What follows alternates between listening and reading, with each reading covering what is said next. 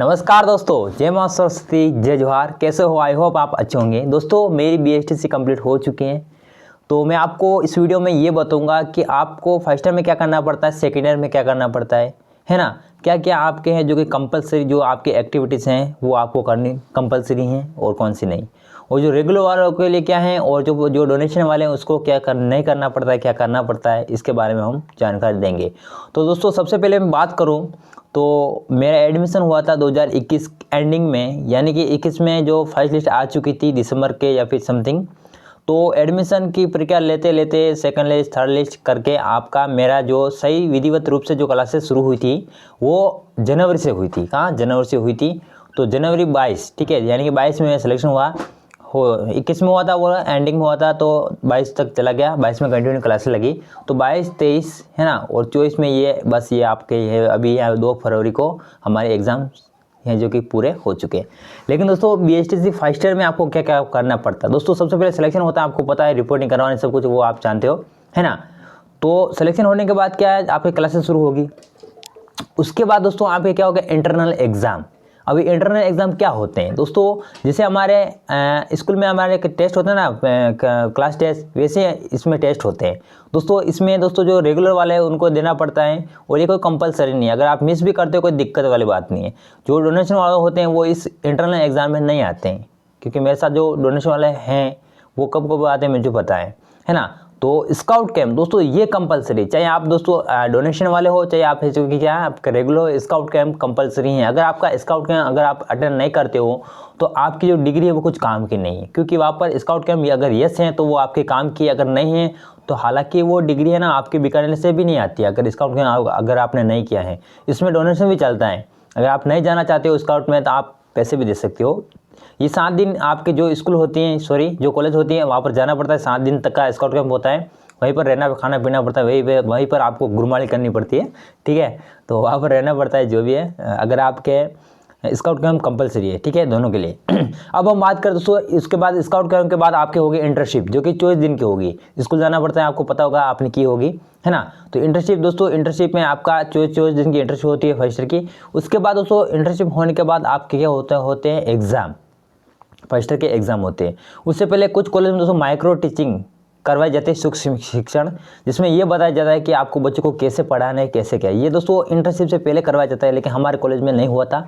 कुछ कॉलेज में होता है जिसमें आपको सामने जाना पड़ता है बोर्ड पे, और वहाँ पे जो भी है किस तरह से आपको पढ़ाना है बच्चों को वो आपको सिखाया जाता है आपके कॉलेज स्तर पर, है ना। तो उसके बाद आपको इंटर्नशिप मिलती है, इंटर्नशिप में जाना पड़ता है वगैरह, कुछ जो भी काम है इंटर्नशिप में आपको पढ़ाना वगैरह वो करना पड़ता है। उसके बाद आपको फर्स्ट ईयर के एग्ज़ाम आ जाते हैं। जैसे आप फर्स्ट ईयर के एग्ज़ाम आते हैं उसी समय दोस्तों है जो कि आपके एग्ज़ाम देने पड़ते हैं, उसके उसी समय आपसे सेकेंड ईयर की फ़ीस ली जाती है आपसे 16,500। और वो आपका क्या है कि आपके सेकेंड ईयर की फ़ीस ली जाती है, और एक डेट आती है उससे पहले आपको जमा करानी ऑफलाइन में कंपलसरी, इसमें ऑनलाइन जमा नहीं करवानी पड़ती हैं। आप दोस्तों जैसे आपका होगा फीस जमा हो जाएगी, आपके एग्ज़ाम हो जाएंगे, और फाइनली उसके बाद आपका होगा वाइवा। वाइवा क्या होता है, जो इंटर्नशिप में आप डायरी बनाते हो उसी डायरी में जो एक होती है केस स्टडी, वो आप सबसे मोस्ट इम्पोर्टेंट है, उस पर है दोस्तों। उसके अकॉर्डिंग आपके वाइवा में आपसे सवाल पूछे जाते हैं कि आपने कैसे स्टडी उस बालक पे की थी, क्यों की, इसमें आपको क्या देखा ऐसा जिससे आपको लगा कि हाँ इस बालक पर कैसे स्टडी करना चाहिए। उसके बालक का जो भी विवरण है, डेट ऑफ बर्थ, पिताजी का नाम वगैरह वगैरह, सब कुछ आपको ध्यान में रखना पड़ता है। हालांकि वो वाइवा आएगा तब मैं आपको पर्सनल मेरी केस स्टडी आपको बता दूंगा, है ना। तो कैसे क्या आपको प्रेजेंट करना है जो भी बाहर से अधिकारी आते हैं उनके सामने। अब जैसे कि फीस हो जाए, अब आपका एसटीसी फर्स्ट ईयर है जो कंप्लीट हो चुका है, यानी एग्ज़ाम के बाद वाइवा होगा, वाइवा के बाद आपका क्या है कि वो कंप्लीट हो जाएगा, ठीक है। इंटर्नशिप के बाद उसको वाइवा होगा, उसके बाद आपका एग्ज़ाम होगा। वो कब भी हो सकता है, ऊपर नीचे कभी भी फर्स्ट साल एक साल में करवाया जाता है ना। अब दोस्तों आपका सेकेंड ईयर, जैसे आपका एग्ज़ाम समाप्त हो जाएगा फर्स्ट ईयर का, फिर आपको सेकेंड ईयर की इंटर्नशिप मिल जाएगी 96 दिन की, ठीक है। तो वो इंटर्नशिप करनी पड़ेगी, उसके बाद करोगे, उसके बाद जस्ट बाद आपका एग्ज़ाम हो जाएगा सेकेंड ईयर का, और उसके बाद फाइनल लेसन हो जाएगा, और उसके बाद आपकी एसटीसी कंप्लीट हो जाएगी। फिर तो आपको रेट करना और मौज करना है। तो ये थी संपूर्ण प्रक्रिया।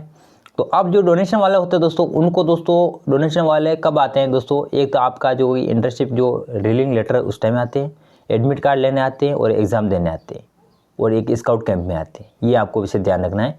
बाकी तो रेगुलर वाले को जाना पड़ता है। 200 दिन की कंपलसरी हाज़िरी होती है, उसमें से 75 यानी कि 150 दिन आपको जाना ज़रूर होता है।